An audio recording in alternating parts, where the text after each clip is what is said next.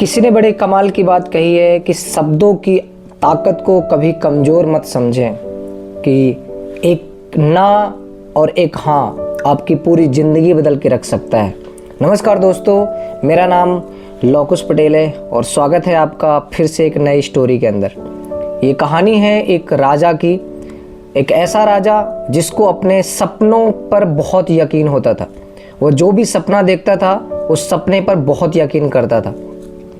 जब भी वो रात्रि में कोई सपना देखता था तो सपना देखने के बाद वो सुबह अपने मंत्रीगण और अपने राज्य के विशेषज्ञों को बुला करके उसके सपने का मतलब पूछता था, और मतलब पूछने के बाद जो भी उस सपने में बताया जाता था वो उस चीज़ के ऊपर काम करता था। ऐसा डेली उसके साथ सपनों में जो भी चीज़ें आती उन चीज़ों के ऊपर वो हमेशा काम करता था।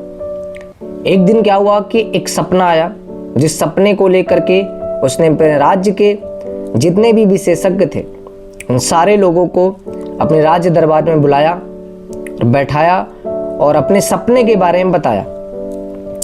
सारे लोगों ने, बहुत सारे लोग जब इस सपने के बारे में सुने तो सारे लोग सोच में पड़ गए और बहुत सारे लोगों को इस बात पे समझ ही नहीं आया कि आखिर इस सपने का मतलब क्या है।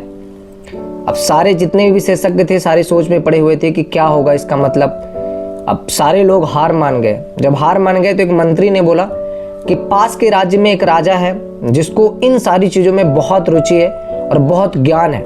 मुझे पूरा भरोसा है कि अगर हम उसको बुलाएंगे तो वो जरूर आपके इस सपने के बारे में बताएगा कि इसका मतलब क्या है। उस राजा के ऊपर राजा को संदेश भेजा गया और उस राजा को बुलाया गया, बड़े मान सम्मान से बुलाया गया उस राजा को। और जब राजा को राज्य दरबार में बुला करके उससे पूछा गया कि क्या है इस सपने का मतलब, उस राजा ने दूसरे राजा से बताया कि ये सपना मुझे आया था, बताओ इसका मतलब क्या है। तो उस राजा ने मुस्कुराया और मुस्कुराते हुए बोला कि बहुत सिंपल है इसका मतलब। बोले क्या? बोला इसका मतलब ये है कि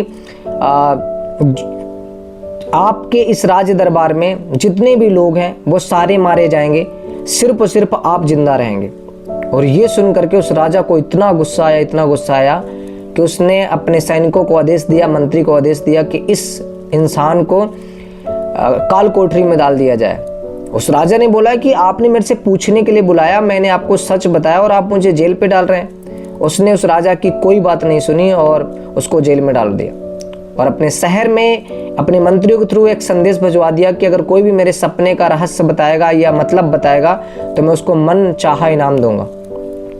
सारे लोग तो पहले डर चुके थे कि यार इतना विशेषज्ञ था, उसको अगर उसने फांसी की सज़ा सुना दी और अगर हम बताएंगे तो पता नहीं ये हमारे साथ क्या बर्ताव करेगा, उसको जेल में अगर डाल दिया। लेकिन एक नॉर्मल सा एक लड़का वो आया राज दरबार में, बोला राजा साहब मैं आपके सपने का मतलब बताऊंगा।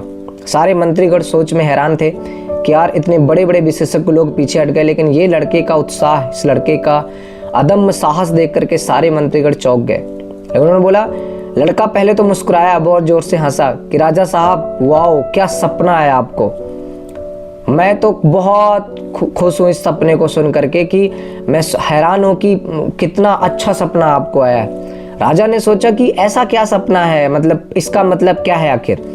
तो राजा को उस लड़के ने बताया कि राजा साहब मैं इस बात से खुश हूँ कि आप हमारे राज्य में वर्ष काफ़ी लंबे समय तक राज करने वाले हैं और हम बहुत लकी हैं इस बात से। हम जितने भी हमारे राज्य के जितने भी लोग हैं वो बहुत लकी हैं कि आप हमारे साथ बहुत लंबे समय तक रहने वाले हैं और हमारे ऊपर आप बहुत लंबे समय तक राज करने वाले हैं। ये सुन करके वो राजा बहुत खुश हुआ और उस राजा ने उस लड़के को मनचाहा इनाम दिया, सोने जवाहरात से भरी एक पीटी दी।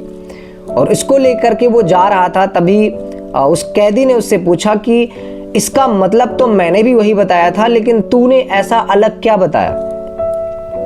बोला जो था मैंने वो बताया, तुमने भी वही बताया, मैंने भी वही बताया।